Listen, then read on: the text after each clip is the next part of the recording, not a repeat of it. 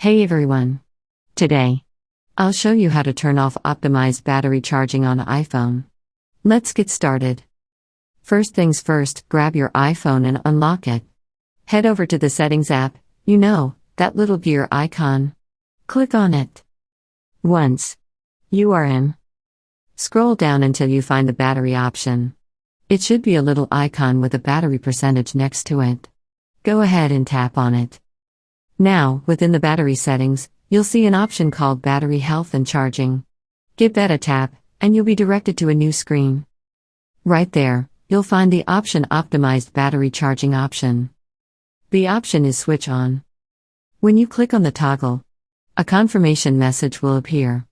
Now, click on the Turn Off to confirm it.